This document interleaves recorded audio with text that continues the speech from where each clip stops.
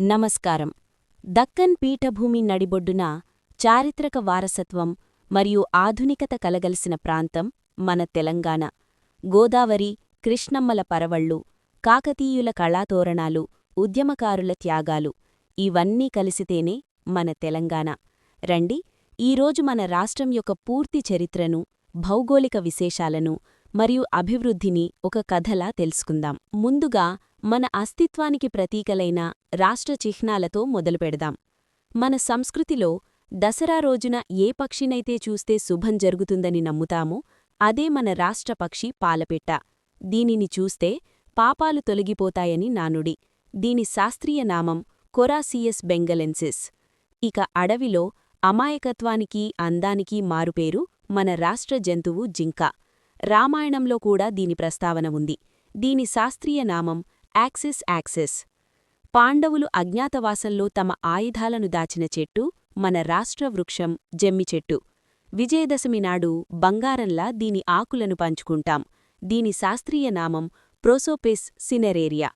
చివరగా మన ఆడబిడ్డల పండుగ బతుకమ్మలో తలమాణికంగా నిలిచేది మన రాష్ట్ర పుష్పం తంగేడు పువ్వు. దీని శాస్త్రీయ నామం సెన్నా ఆరిక్యులేటా. పరిపాలన ప్రజల ముంగిట ఉండాలనే ఉద్దేశంతో తెలంగాణ రాష్ట్రాన్ని 33 జిల్లాలు, 70 రెవెన్యూ డివిజన్లు మరియు సుమారు 584 అంటే ప్రస్తుతం 612 వరకు మండలాలుగా విభజించారు. ఈ జిల్లాల్లో కొన్ని ఆసక్తికరమైన విషయాలున్నాయి. విస్తీర్ణం పరంగా చూస్తే భద్రాద్రి కొత్తగూడెం మరియు నల్గొండ అతిపెద్ద జిల్లాలుగా నిలుస్తాయి. విస్తీర్ణంలో హైదరాబాద్ అతి చిన్న జిల్లా. జనాభాపరంగా చూస్తే అత్యధిక జనాభా గలిగిన జిల్లా హైదరాబాద్ అయితే అత్యల్ప జనాభా గలిగిన జిల్లా ములుగు. ఇక పచ్చని అడవుల విషయానికి వస్తే అత్యధిక అటవీ ప్రాంతం విస్తరించి ఉన్నది భద్రాద్రి కొత్తగూడెం మరియు ములుగు జిల్లాల్లో. పరిపాలనలో అతిపెద్ద మండలం ఏదో తెలుసా? అది కూడా భద్రాద్రి కొత్తగూడెం జిల్లాలోని భద్రాచలం, చుట్టుపక్కల గ్రామాల విలీనం తర్వాత. రాష్ట్రంలోనే అత్యధిక మండలాలు కలిగిన జిల్లా మన నల్గొండ. తెలంగాణ నేలని సస్యశ్యామలం చేసేవి ప్రధానంగా 2 నదులు. అవి కృష్ణ మరియు గోదావరి. మొదట గోదావరి నది. ఇది నిజామాబాద్ జిల్లాలోని కందకుర్తి వద్ద తెలంగాణలోకి ప్రవేశిస్తుంది. రాష్ట్రంలో సుమారు 550 నుండి 600 కిలోమీటర్ల దూరం ప్రవహించి భద్రాచలం దాటిన తర్వాత ఆంధ్రప్రదేశ్లోకి వెడుతుంది. ముఖ్యమైన ప్రాజెక్టులు నిజామాబాద్లోని శ్రీరాంసాగర్ ప్రాజెక్ట్ ఎస్ఆర్ఎస్పీ మరియు ప్రపంచంలోనే అతిపెద్ద లిఫ్ట్ ఇరిగేషన్ ప్రాజెక్ట్ అయిన కాళేశ్వరం, జయశంకర్ భూపాలపల్లి లేదా పెద్దపల్లి గోదావరి మీదనే ఉన్నాయి. రెండవది కృష్ణానది. ఇది నారాయణపేట జిల్లాలోని తంగిడి గ్రామం వద్ద తెలంగాణలో అడుగుపెడుతుంది. సుమారు 400 కిలోమీటర్లు అంటే సరిహద్దుతో కలిపి ప్రవహించి నల్గొండ జిల్లాలోని వాడపల్లి వద్ద నిష్క్రమిస్తుంది. ముఖ్యమైన ప్రాజెక్టులు జోగులాంబ గద్వాల జిల్లాలోని ప్రియదర్శిని జూరాల మరియు నల్గొండ జిల్లాలోని నాగార్జునసాగర్ ప్రాజెక్టులు కృష్ణానదిపై ఉన్నాయి. మన చరిత్ర పుటల్లోకి వెళితే కాకతీయ సామ్రాజ్యం 1283 నుండి 1323 ఒక స్వర్ణయుగం. ఓరుగళ్లు వీరి రాజధాని.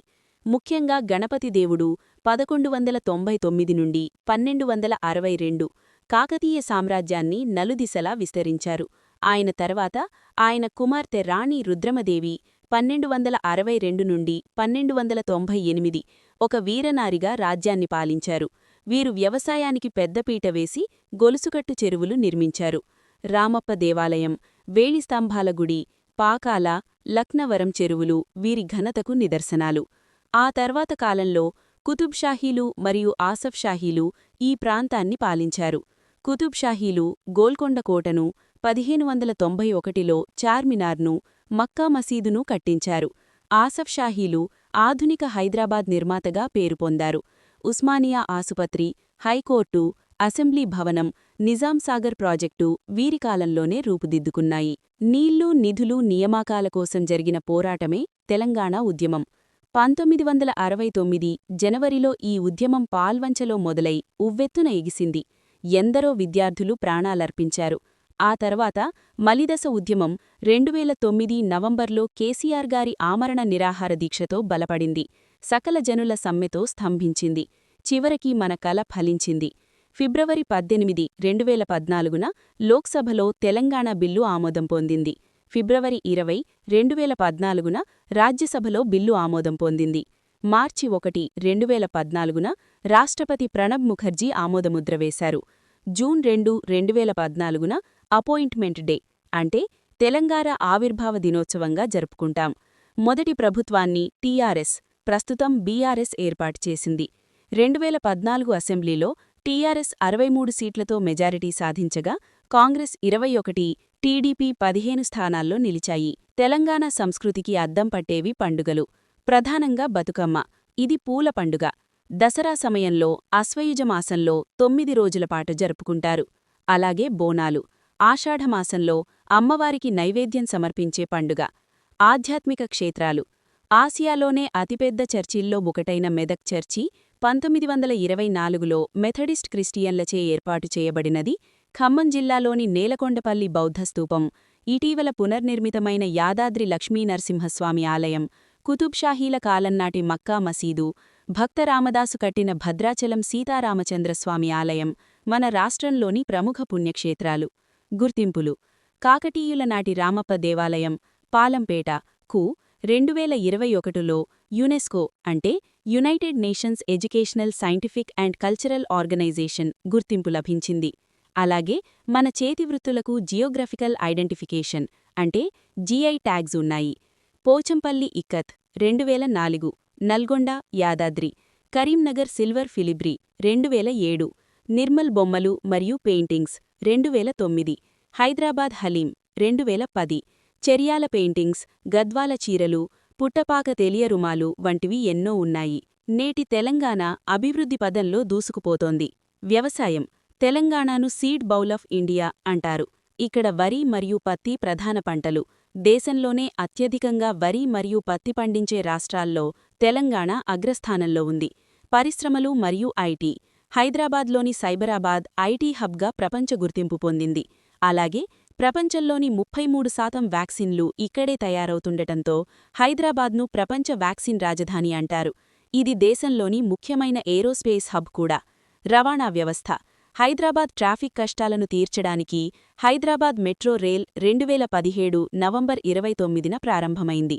మొత్తం పొడవు సుమారు 69 కిలోమీటర్లు. ఫేజ్ 1. ఇందులో 3 కారిడార్లు, 57 స్టేషన్లు ఉన్నాయి. ప్రతి స్టేషన్కు మధ్య దూరం సుమారు 1 కిలోమీటరుంటుంది. చివరగా మనల్ని ప్రపంచంతో అనుసంధానించే రాజీవ్ గాంధీ ఇంటర్నేషనల్ ఎయిర్పోర్ట్, శంషాబాద్. ఇది 2008 మార్చిలో ప్రారంభమైంది. ఇది గ్రీన్ఫీల్డ్ ఎయిర్పోర్ట్గా పేరు పొందింది. ఇది మన తెలంగాణ ఘన చరిత్ర, సంస్కృతి మరియు ప్రగతి. చరిత్రలో పోరాటమైనా, నేటి అభివృద్ధైనా తెలంగాణ ఎప్పుడూ ముందుంటుంది. జై తెలంగాణ. జై హింద్.